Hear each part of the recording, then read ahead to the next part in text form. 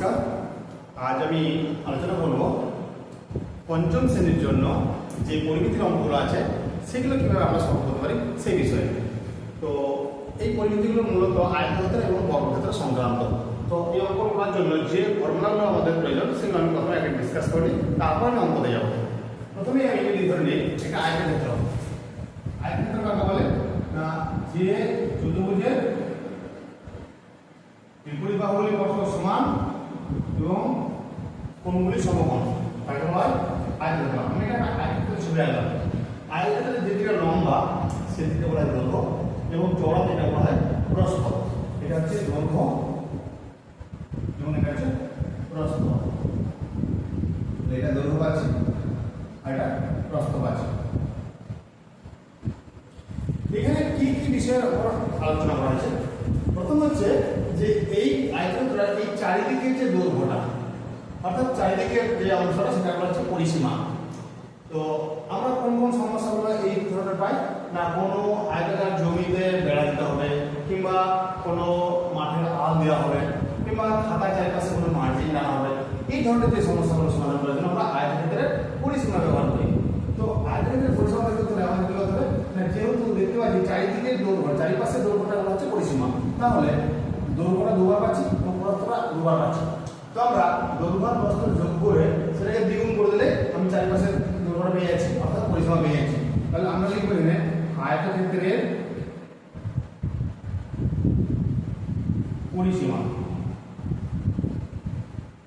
কি দৈর্ঘ্য প্লাস প্রস্থ।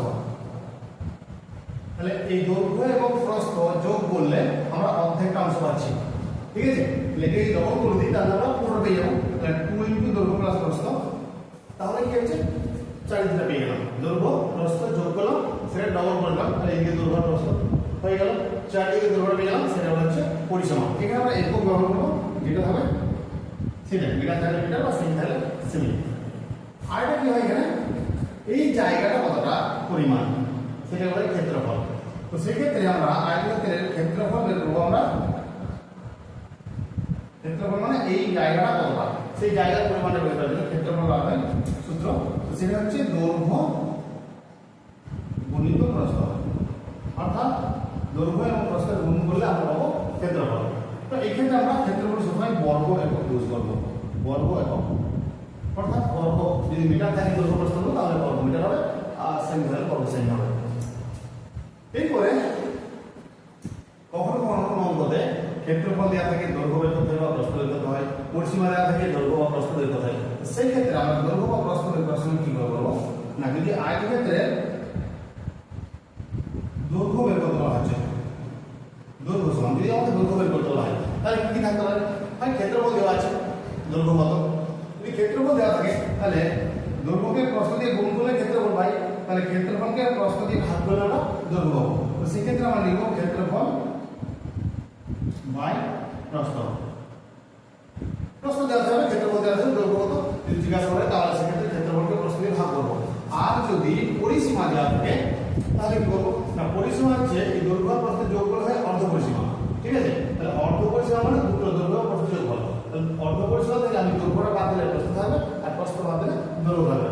তো সেক্ষেত্রে আমি দৈর্ঘ্য লিখতে পারি, তাহলে পরিসীমার অর্ধেক হচ্ছে অর্ধ পরিসীমা। অর্ধ পরিসীমা মাইনাস প্রস্থ। অর্ধ পরিসীমা মাইনাস প্রস্থ করব। এইবারে এই অর্ধ পরিসীমাটা কত করে না, পরিসীমার অর্ধেক, পরিসীমা বাই 2, বা এটা আমরা লিখতে পারি বা পরিসীমা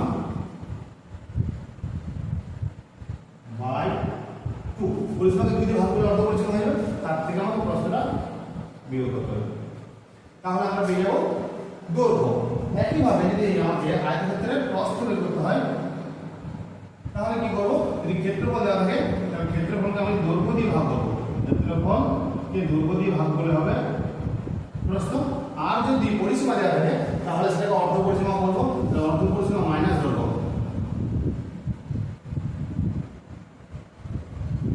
মাইনাস দৈর্ঘ্য বা পরিসীমা বাই 2, যেটা অর্ধ পরিসীমা বের করবো আমরা কি হবে, পরিসীমাকে 2 দিয়ে ভাগ করলে পাবো অর্ধ পরিসীমা মাইনাস দৈর্ঘ্য। পরিসীমা বাই 2 মাইনাস দৈর্ঘ্য। তাহলে আমরা আয়তক্ষেত্রের কি কি বের করতে পারি? পরিসীমা, ক্ষেত্রফল, দৈর্ঘ্য এবং প্রস্থ। আরেকটা সূত্র লাগে, সেটা হচ্ছে আয়তক্ষেত্রের কর্ণের দৈর্ঘ্য। আয়তক্ষেত্রের কর্ণ, কর্ণ বলতে কি বুঝি না, বিপরীত দুই শীর্ষবিন্দু সংযোগ সরলরেখা বলা হয় কর্ণ। তো কর্ণটা কিভাবে করবো? এই ক্ষেত্রে কর্ণ নিয়ম হচ্ছে রুট দৈর্ঘ্য স্কয়ার প্লাস প্রস্থ স্কয়ার। দৈর্ঘ্যের বর্গ প্রস্থের বর্গ করে যোগ করে সেটা বর্গমূল করলে হয়ে যাবে কর্ণ। এটা মাঝে মধ্যে লাগে। তো এইগুলো মূলত আয়তক্ষেত্রের ক্ষেত্রফল, পরিসীমা সংক্রান্ত যাবতীয় ফর্মুলা। আশা করি এই ফর্মুলার সাহায্যে যতগুলো অঙ্ক আছে সবগুলোই মানে করা যাবে বা করা সম্ভব হবে। ঠিক আছে, বর্গক্ষেত্র কাকে বলা হয় না? বর্গক্ষেত্রে যদি চারটি বাহুই পরস্পর সমান হয় তখন তাকে বলা হয় বর্গক্ষেত্র। আয়তক্ষেত্রে বলে দৈর্ঘ্য এবং প্রস্থ আলাদা আলাদা দৈর্ঘ্য ছিল মাপগুলো, সেই জন্য দৈর্ঘ্য প্রস্থ বলা হয়েছিল। আর বর্গক্ষেত্রে বলে সব বাহুগুলি সমান দৈর্ঘ্য, তাই জন্য এগুলো বাহু বা দৈর্ঘ্য। তো এক্ষেত্রে সবগুলি সমান, এগুলো বলা হচ্ছে বাহু। বাহু চারটি বাহু বলছি, চারটি দৈর্ঘ্য সমান। তো এক্ষেত্রে যদি আমার পরিসীমা বের করতে হয় তাহলে একটা বাহুকে আমি 4 দিয়ে গুণ করলে পেয়ে যাচ্ছি পরিসীমা। তাহলে বর্গক্ষেত্রের পরিসীমা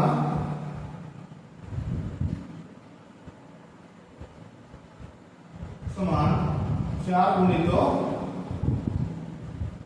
একটি বাহু দৈর্ঘ্য। এক্ষেত্রে পরিসীমা হচ্ছে একক হয়। আর যদি বর্গক্ষেত্রের ক্ষেত্রফল বলে তাহলে বাহু বাহু গুণিত বাহু, মানে বাহুকে বাহু দিয়ে গুণ করলে আমি পাবো ক্ষেত্রফল, অর্থাৎ বাহু স্কয়ার, বাহু বর্গ বা বাহু গুণিত বাহু, এক্ষেত্রেও বর্গ একক। এবার যদি বর্গক্ষেত্রের পরিসীমা দেওয়া আছে বা ক্ষেত্রফল দেওয়া আছে, বাহু দৈর্ঘ্য বের করতে হয়, তখন কি করবো? তখন সেক্ষেত্রে বর্গক্ষেত্রের বাহু সমান, যদি ক্ষেত্রফল থাকে তাহলে ক্ষেত্রফলের বর্গ করলে বাহু কি হবে? বাহু বর্গ করলে ক্ষেত্রফল হয়, তাহলে ক্ষেত্রফলের বর্গমূল করলে হবে বাহু, অর্থাৎ রুট ক্ষেত্রফল, অর্থাৎ ক্ষেত্রফলের বর্গমূল। অবলিক যদি পরিসীমা দেওয়া থাকে তাহলে বাহু বর্গ করে না, আমরা জানি বাহুকে 4 দিয়ে গুণ করলে পরিসীমা হয়, তাহলে পরিসীমাকে 4 দিয়ে ভাগ করলে আমরা বাহু পাবো, অর্থাৎ পরিসীমা বাই 4। ক্ষেত্রে আমরা লিখব একক।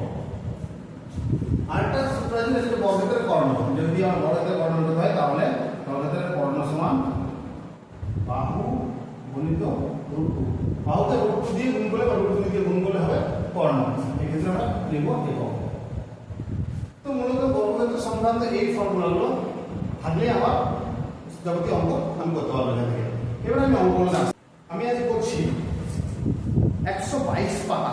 122 পাতায় যে অঙ্কগুলো দেওয়া আছে সেটা দিয়ে স্টার্ট করছি। তো এখানে একটা ছক দেওয়া আছে, ছকে কি কি দেওয়া আছে? দৈর্ঘ্য, প্রস্থ আর দেওয়া আছে পরিসীমা। প্রথমে দেওয়া আছে প্রস্থ 20 মিটার, পরিসীমা 100 মিটার।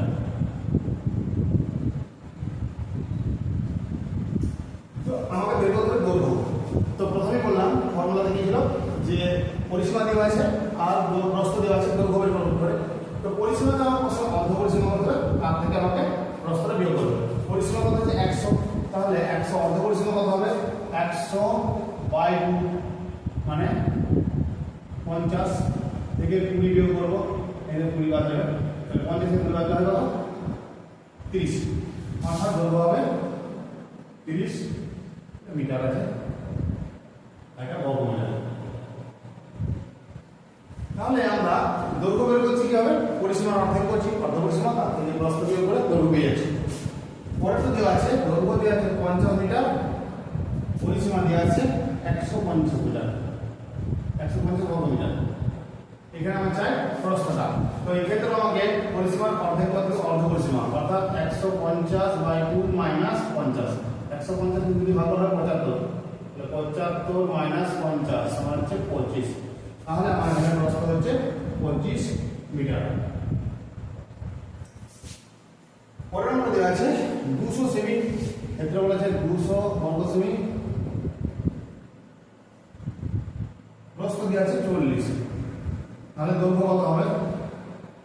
না 200/40 মাইনাস 40, 200 কে 2 দিয়ে ভাগ করলে হয় 100 মাইনাস 40 50 60, অর্থাৎ দৈর্ঘ্য হবে 60 মিটার। আরেকটা দেওয়া আছে 100 সেমি দৈর্ঘ্য দেওয়া আছে 100 মিটার, সরি এটা সেমি আছে, এইগুলো সেমি হবে, এটা সেমি হবে, এটা বর্গ 100 মিটার 100 সেমি আছে না। আর পরিসীমা দিয়ে 300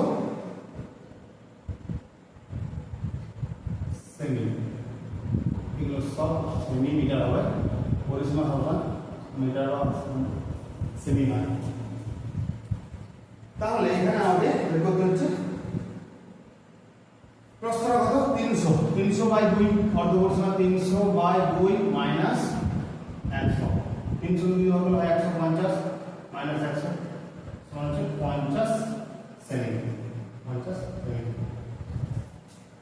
তো সে পরিসীমার ক্ষেত্রে এককগুলো মিটার বা সেমি শুধু একক হয়, বর্গ একক হয় না, তো সেক্ষেত্রে একটু সাবধানে এগুলো এককগুলি লিখবে। আর আমাকে দৈর্ঘ্য প্রস্থ বের করতে হলে অর্ধ পরিসীমা থেকে দৈর্ঘ্য বিয়োগ করে প্রস্থ, প্রস্থ বিয়োগ করে দৈর্ঘ্য পাবো। 2 নম্বর আছে একটি বর্গাকার ফুলের বাগানের প্রত্যেক ধারের দৈর্ঘ্য 10 মিটার। যদি বাগানটির প্রত্যেক ধারের দৈর্ঘ্য 2 মিটার করে বাড়ানো হয় তবে নতুন বাগানটির পরিসীমা আগের তুলনায় কতটা বেশি হবে। তো প্রথমে একটা বর্গাকার ফুলের বাগান আছে যার বাহু দৈর্ঘ্য 10 মিটার এবং 10 মিটার বাহু বিশিষ্ট একটা বর্গাকার ফুলের বাগান আছে। যদি এই বাগানটা প্রত্যেক ধারের দৈর্ঘ্য 2 মিটার করে বাড়ানো হয় তাহলে দৈর্ঘ্যটা 10 থেকে বেড়ে হয়ে যাবে 12 মিটার করে, বেড়ে যাবে 12 মিটার, 12 মিটার, 12 মিটার, এটা হয়ে যাবে 12 মিটার। তো এখন প্রশ্ন হচ্ছে যে এই যে নতুন বাগানটা দৈর্ঘ্যটা বাড়ানো হলো, তো এই বাগানটার পরিসীমা আগের তুলনায় কতটা বাড়বে। তাহলে আমরা এখানে আগে কতটা পরিসীমা ছিল সেটা বের করি, তারপর এইটার পরিসীমা কত হচ্ছে সেটা বের করবো, তারপর এই পরিসীমা থেকে আগের পরিসীমাটা বিয়োগ করলে বুঝতে পারবো কতটা পাবো। তাহলে বর্গাকার মাঠটির বাগানটির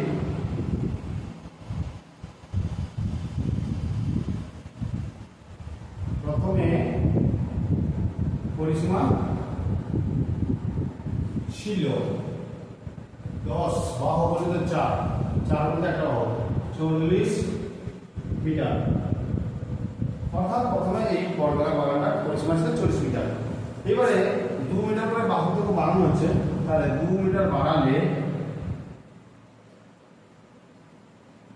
বাহু দৈর্ঘ্য হবে, আগে 10 ছিল তার সঙ্গে আরো 2 বাড়লো, তাহলে হয়ে 12 মিটার, অর্থাৎ নতুন যে বর্গক্ষেত্র হলো তার বাহু দৈর্ঘ্য 12 মিটার। এইবারে নতুন বর্গাকার মাঠটির নতুন বাগানটির পরিসীমা কত 12 গুণিত 4 সমান 48 মিটার। তাহলে বর্গাকার আগের বাগানটার পরিসীমা ছিল 40 মিটার, এখন বাগানটার পরিসীমা হলো 48 মিটার, তাহলে কতটা বাড়লো 40 থেকে 48 অর্থাৎ 8 মিটার বৃদ্ধি পাচ্ছে। তাহলে এটা লিখবো যে নতুন বাগানটির পরিসীমা আগের তুলনায় বেশি হবে,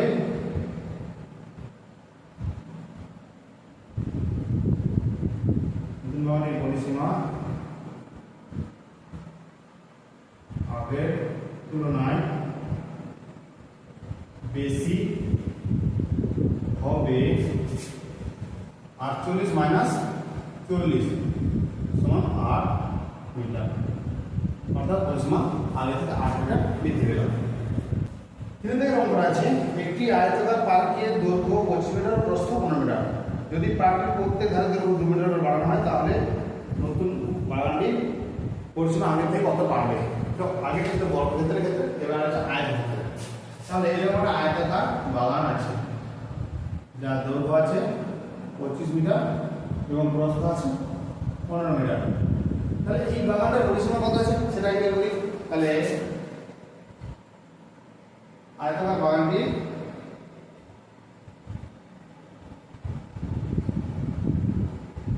পরিসীমা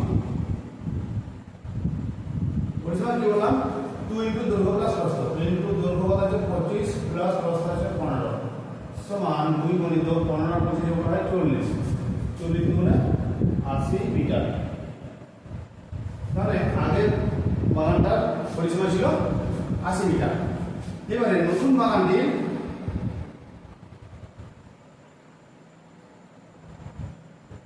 দৈর্ঘ্য, এই বাগানটার বাহু দৈর্ঘ্য 2 মিটার বাড়ানো হয়েছে, অর্থাৎ বাগানটার সাইজটা এখন এরকম একটু বড় হয়েছে। তাহলে দৈর্ঘ্যটা কত হবে? 25 ছিল, তার সঙ্গে আরো 2 মিটার বাড়লো, অর্থাৎ 27 মিটার। তাহলে এটা হচ্ছে 27 মিটার। আর নতুন বাগানটির প্রস্থ হবে 15 ছিল, তার সঙ্গে আরো 2 বাড়লো, হচ্ছে 17 মিটার। এই হলো 17 মিটার। তাহলে নতুন বাগানটির পরিসীমা কত হবে? নতুন বাগানটির পরিসীমা হবে 22 দৈর্ঘ্য প্লাস প্রস্থ 27 প্লাস 17 সমান 2 গুণিত 7 7 14 হলে 4 40 হলে 88 মিটার। অর্থাৎ এই বাগানটার পরিসীমা, নতুন যে বাগান হবে সেটার পরিসীমা হলো 88 মিটার। তাহলে আগে ছিল 80 মিটার পরিসীমা, এখন হচ্ছে 88 মিটার পরিসীমা। তাহলে কতটা বাড়লো? 88 থেকে 80 বাদ দিলে 8 মিটার। অর্থাৎ নতুন বাগানটির পরিসীমা আগের থেকে বেশি হবে। অতএব নতুন বাগানটির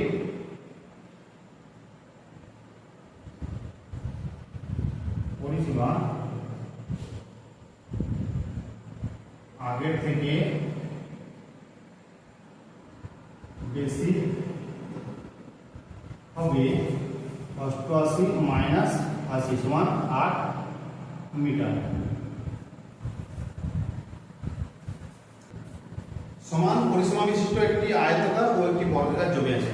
আয়তাকার এবং বর্গাকার জমি দুটোর পরিসীমা সেম, একই। আয়তাকার জমির দৈর্ঘ্য 40 মিটার এবং প্রস্থ 20 মিটার। প্রতি মিটার বেড়ার জন্য 7 টাকা খরচ হলে বর্গাকার জমির চারিপাশে বেড়াতে কত খরচ হবে? তো যেহেতু আয়তাকার আর বর্গাকার জমির বেড়ার পরিমাণ সেম, তাহলে খরচও সেমই হবে। তাহলে আমরা এই ক্ষেত্রে আয়তাকার বাগানটির পরিসীমা বের করবো এবং সেটাকে 7 দিয়ে গুণ করলে বেড়ার জন্য কত খরচ হবে, এবং বর্গাকার জমির ক্ষেত্রে সে একই খরচ হবে। তাহলে লিখব আয়তাকার জমিটির পরিসীমা। আয়তাকার জমিটির পরিসীমা,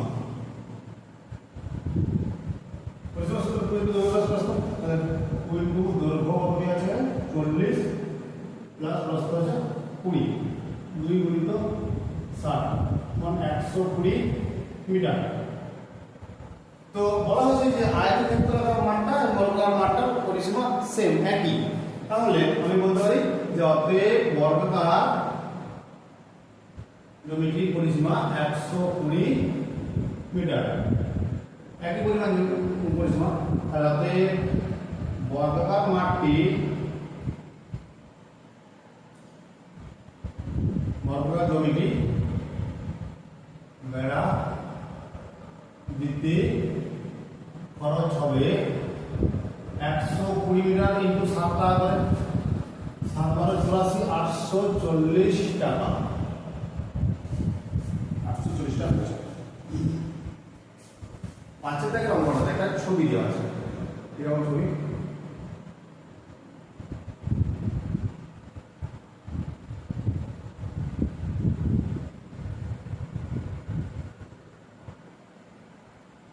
এখানে ছবিতে আছে, নাম আছে এ বি সি ডি, আর আছে ই এবং এফ। তো এ ডি এটা দেওয়া আছে 12 মিটার, আর দেওয়া আছে এ বি এটা আছে 12 মিটার। এখান থেকে এটা 12 মিটার, আর এই বরাবর এটাও 12 মিটার। এখানে পাশে দেওয়া আছে এ বি সমান 12 মিটার। আচ্ছা, এ ই সমান 9 মিটার, আর এ ডি সমান 12 মিটার। এ ই বলতে অর্থাৎ এ থেকে ই পর্যন্ত এটা হচ্ছে 9 মিটার। তাহলে এখানে বি ইটা হবে বি সমান অতএব বি ই সমান হবে 12 থেকে 9 বাদ দিলে যাওয়া হয় 3 মিটার। 3 মিটার। এখানে প্রশ্ন জিজ্ঞাসা করেছে এ ই এফ ডি আয়তাকার জমি আছে। আচ্ছা, এ ই এফ ডি এই জমিটা পরিসীমা। তাহলে এই জমিটা এ ই এফ ডি এর আমরা দৈর্ঘ্য পাচ্ছি 12, আর এখানে এ ই এই যে দৈর্ঘ্য প্রস্থটা পাচ্ছি আমরা কত 9 মিটার। তাহলে এ ই এফ ডি এর পরিসীমা সমান 2 ইনটু দৈর্ঘ্য কত 12 প্লাস প্রস্থ 9 সমান 2 গুণিত 12 9 21 সমান 42 মিটার। তাহলে এ ই এফ ডি এর পরিসীমা পাচ্ছি আমরা 42 মিটার। আর দ্বিতীয় হলো যে এ বি সি ডি জমির পরিসীমা কত? আচ্ছা, এ বি সি ডি এটা আমার হচ্ছে বর্গাকার, কারণ এ বি সমান 12 মিটার আর এ ডি সমান 12 মিটার। তাহলে সেক্ষেত্রে বর্গাকার জমির পরিসীমা হচ্ছে 4 গুণিত বাহু। তাহলে এ বি সি ডি এর পরিসীমা 12 গুণিত 4 48 মিটার। অর্থাৎ এবিসি এর পরিসীমা পাচ্ছি 48 মিটার। তো আজকের এই পর্যন্তই, আর বাকি অঙ্কগুলো আমি পরের ভিডিওতে আলোচনা করব।